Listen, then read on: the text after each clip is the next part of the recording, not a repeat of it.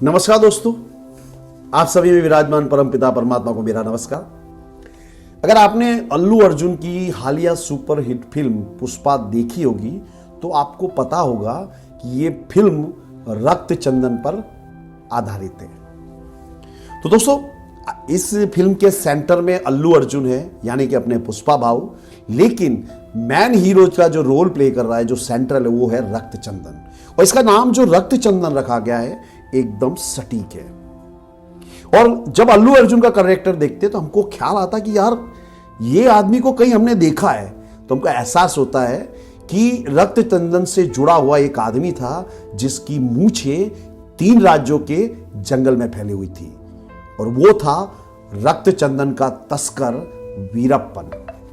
तो ये दोस्तों वीरप्पन के जीवन के ऊपर आधारित है, तो उस पर मैं वीडियो बनाने वाला हूं। लेकिन अब फिलहाल हम जानते हैं कि ये रक्त चंदन है क्या। तो रक्त चंदन एक लकड़ी है जो आंध्र प्रदेश के घने जंगलों में इसे पाया जाता है और ये करोड़ों में बिकती है। तो प्रश्न ये खड़ा होता है कि भाई ये लकड़ी इतनी महंगी क्यों है। तो इसमें जो इकोनॉमिक्स का सिद्धांत है वो लागू पड़ता है कि जो चीज का प्रोडक्शन जितना कम होगा, डिमांड जितनी ज्यादा होगी, उसकी कीमत उतनी ज्यादा होगी। तो रक्त चंदन जो है बहुत कम मात्रा में मिलता है, इसलिए इसकी डिमांड बहुत ज्यादा है, इसलिए काफी महंगा होता है, इसलिए इसकी तस्करी बहुत ज्यादा होती है। तो दोस्तों ये जो है कर्नाटक के जंगलों में पाया जाता है। इसको काट के लाने में काफी मेहनत लगती है, और हमें फिल्म में भी दिखाया गया है कि कैसे तरह तरह के तिकड़म आजमा कर तस्कर इसे भारत से बाहर ले जाकर बेचते हैं।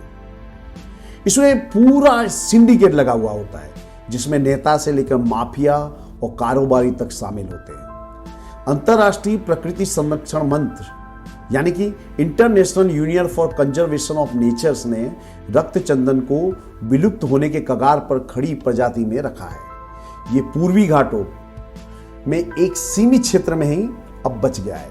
2018 में इसे लगभग विलुप्त होने का खतरा वाली श्रेणी में IUCN ने रखा था। पिछली 3 पीढ़ियों में इसकी संख्या में 50 से 80% तक की गिरावट आई है। काफी ज्यादा काटे जाने से अब दुनिया भर में मौजूद पेड़ों का मात्र 5% ही बचा है। असल में इस फिल्म में जो भी दिखाया गया है तमिलनाडु और आंध्र प्रदेश की सीमा की वो दशकों से सच्चाई रही है। चंदन की तस्करी से हमारे दिमाग में पहला नाम खूंखार डाकू वीरप्पन का आता है, लेकिन उसके मारे जाने के बाद भी ये जो तस्करी है लाल चंदन की ये रुकी नहीं है। तो चंदन के मुख्य 2 प्रकार होते हैं, लाल लकड़ियों वाला और सफेद वाला।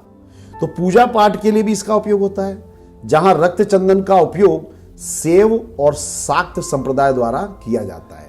वैष्णव समाज के जो लोग हैं वो सफेद चंदन का उपयोग करते हैं। एक और बात जानने लायक है कि रक्त चंदन की लकड़ी लाल और आकर्षक दिखती है, लेकिन इसमें सफेद चंदन की तरह सुगंध नहीं होती है। विज्ञान इसे टेरोकॉर्पस सेंटेलिनस, फिर से मैं रिपीट कर रहा हूं, टेराकॉर्पस सेंटेनस के नाम से जानता है। सामान्यतः इसके उपयोग इत्र हवन पूजन के लिए किया जाता है, जिसके लिए सफेद चंदन विख्यात है। लेकिन सौंदर्य प्रसाधन और वाइन की इंडस्ट्री में लाल चंदन की मांग बहुत ही ज्यादा है। अंतरराष्ट्रीय बाजार में 3000 रुपए प्रति किलो से इसके मूल्य की शुरुआत होती है। यानी आप इमेजिन कर सकते हैं 1 किलो रक्त चंदन की कीमत होती है 3000 रुपए। भारत में इसे काटना और इसकी तस्करी करने पर प्रतिबंध लगाया हुआ है, लेकिन इसके बावजूद भी अवैध रूप से इसकी खरीद बिक्री होती है। इसके लिए red sanders anti smuggling task force का गठन किया गया है, जिसने अकेले 2021 में इसकी 508 करोड़ रुपए की लकड़ियां जब्त की थी। RSASTF का कहना है कि पिछले साल इसकी तस्करी से जुड़े 117 मामले दर्ज किए गए और 342 तस्कर गिरफ्तार हुए।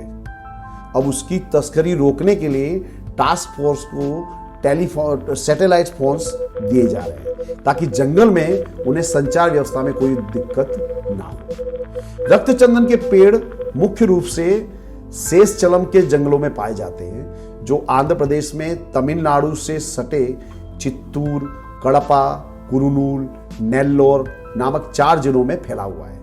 ये जंगल 5 लाख वर्ग हेक्टेयर में फैला हुआ है। रक्त चंदन के पेड़ की ऊंचाई 8 से 11 मीटर तक की होती है। इसके पेड़ जो है वो धीरे धीरे विकसित होते हैं, इसीलिए लकड़ियों का घनत्व भी अधिक होता है। इसलिए ये पानी में तेजी से डूबता है और इसे ऐसे ही पहचाना जाता है। यानी इसकी पहचान का ये तरीका है, पानी में डुबाओ और ये तुरंत डूब जाए तो यानी वो शुद्ध चंदन है। चीन, जापान, सिंगापुर, ऑस्ट्रेलिया और संयुक्त अरब अमीरात यानी यूएई में इसकी खासी मांग है। चीन में जब मिंग राजवंश का शासन हुआ करता था तब वहां के लोग इन लकड़ियों के दीवाने हुआ करते थे। 14वीं से 17वीं शताब्दी तक के इस काल में इससे बने फर्नीचर की चीन में काफी मांग थी।